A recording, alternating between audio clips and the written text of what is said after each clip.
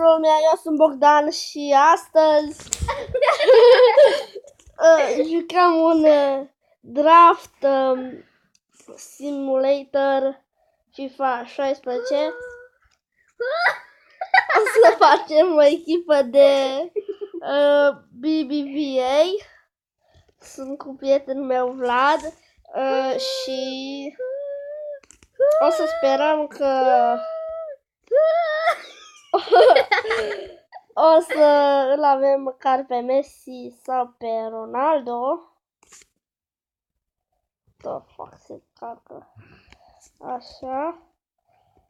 Să vedem cine pică aici. Am în carte. Așa. Oh my god, dar 3 din BBVA, dar niciunul bun. Spania, Germania, Franța, Turcia, Coreea.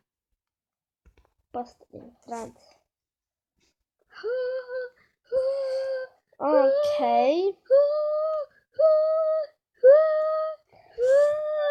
Ok, hai. Oh! Team of the Year, Neymar! E direct. Coreea, Argentina, Brazilia, Solidară. Sunt sigur că o să avem o echipă. Ok.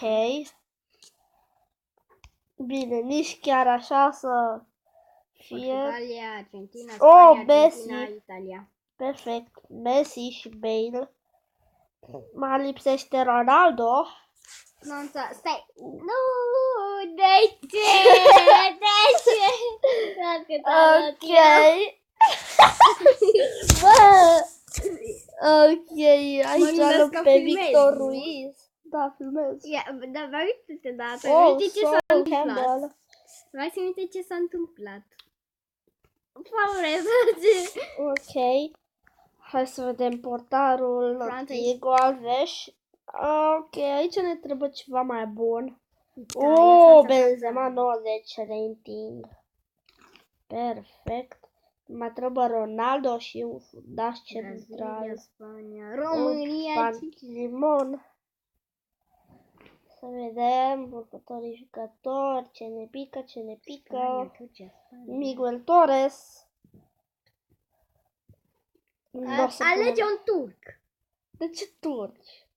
Păi a arătat înainte turci. Josad Vieira. Să-l punem că e mai bun.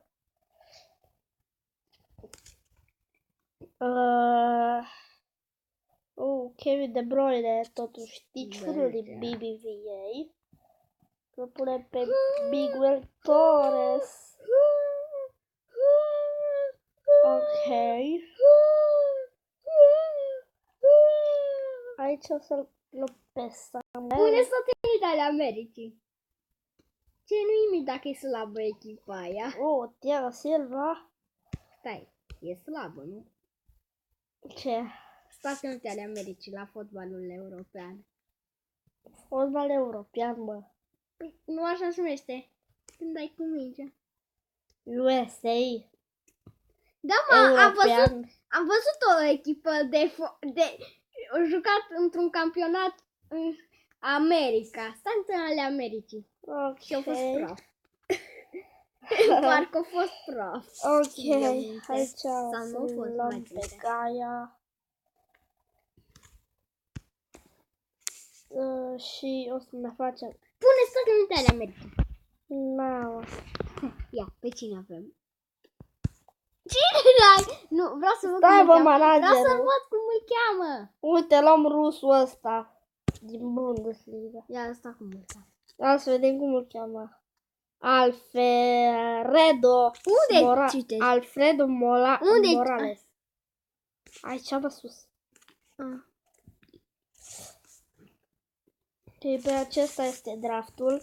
O să pun pauză și o să revin când... Adică nu o să pun pauză. O să punem direct pe opening-ul.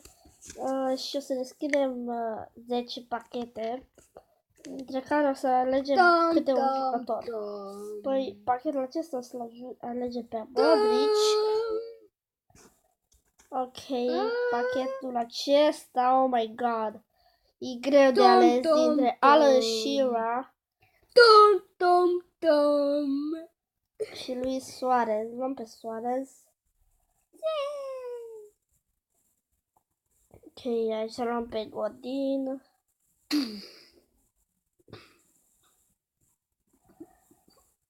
Isco. De ce l-am luat pe Isco? Tum, tum, tum. Luăm pe Gareth Bale. Yeah!